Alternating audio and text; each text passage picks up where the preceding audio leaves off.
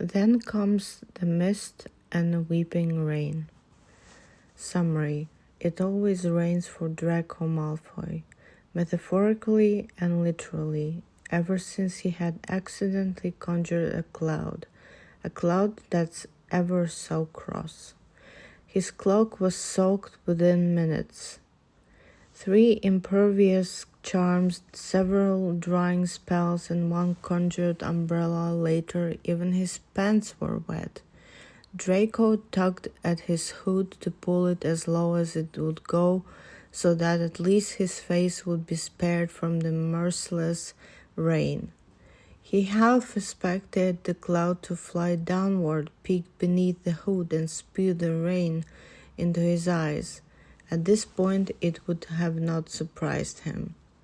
When Draco has conjured the umbrella on his way to the hospital wing, the cloud has engulfed his head, filling his nose and mouth with fog cold as ghost, and Draco had panicked so fiercely he had vanished the umbrella with a mere thought. "At least there is no thunder," Goyle said bracingly, perched on one of the empty beds that was on a safe distance away from Draco and his rain-spitting cloud. Draco groaned. He wished Goyle hadn't said that. It has sounded more prophetic than comforting. Not to mention the cloud seemed suspiciously sentient. If Draco braved looking up at it, he would surely have seen it perk up at the word thunder. The last thing he needed was getting struck by lightning. "Oh dear," Madame Pomfrey said when she burst into hospital wing. "You poor thing, you'll need loads of pepper up, mark my word." She rushed to Draco's side, wand in a hand. "You've always been a bit delicate." "Delicate?" Draco spluttered, outraged. "Metallurginx recanto," Pomfrey cried. Then, when nothing happened, clear her throat, try again. "Metallurginx recanto." Draco sucked in a breath, alarmed. "Professor Flitwick already tried that," he snapped. "You were supposed to have a better idea." Pomfrey's fingers tightened around her wand, and Draco quickly added, "Madam." Pomfrey's next 3 spells were cast non-verbally, but Draco easily recognized Venite Incantatem, Evanesco, and to Draco utter horror the Impervious charm, which meant Pomfrey had already given up on reversing the spell and instead concentrated on dealing with side effects.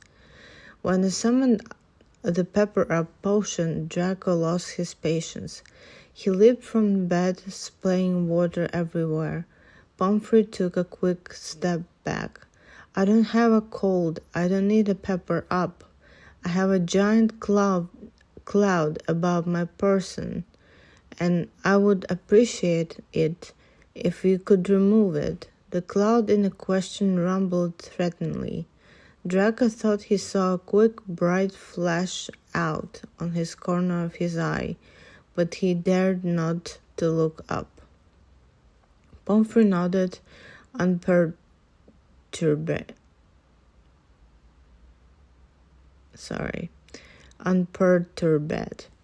"Yes, just as I expected," she said, and summoned a calming draught. "A spoonful of pepper up every morning and a spoonful of calming draught every 6 hours," she ordered. Draco resisted the urge to stomp his feet. "It's a botched spell," he said through clenched teeth, "not a medical condition." "Is that your professional opinion, Mr. Malfoy?"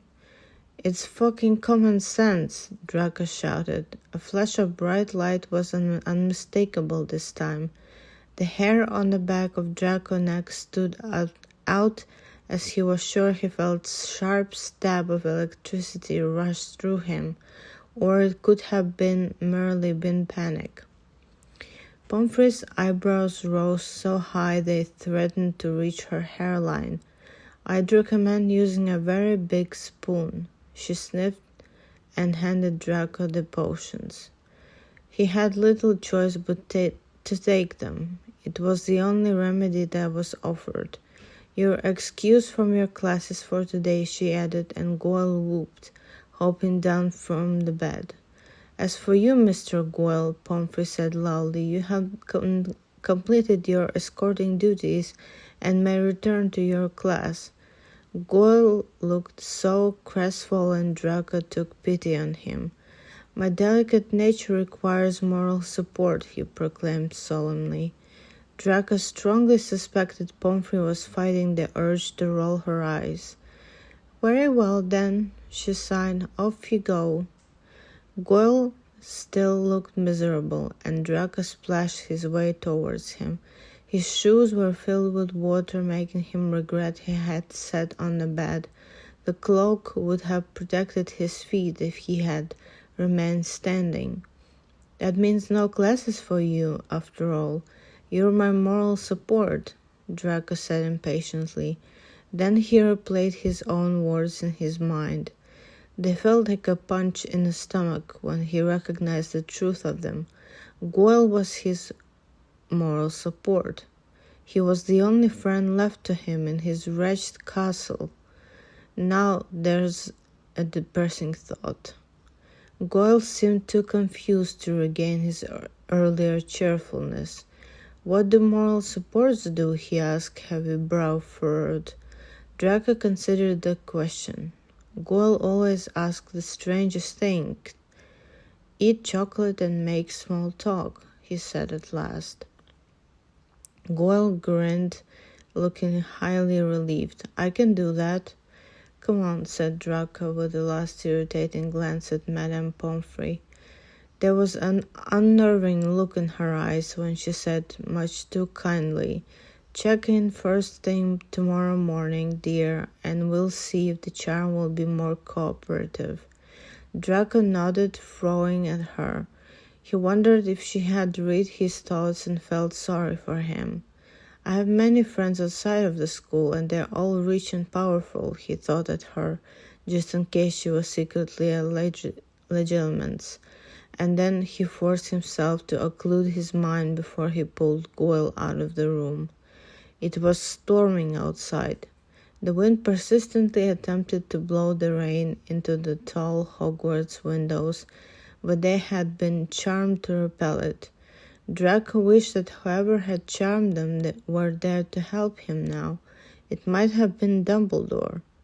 Does being your moral support mean I have to get wet too? Goyle asked, breathing heavily after they had left the hospital wing and rounded the corner. Draco quickly released Goyle, realizing he'd been in such a hurry to leave. He was dragging poor Goyle at a pace he was unable to follow. Worse than that, it seemed that if he touched something or someone, the cloud would cheerfully shroud them with its heavy curtain of rain. To be continued.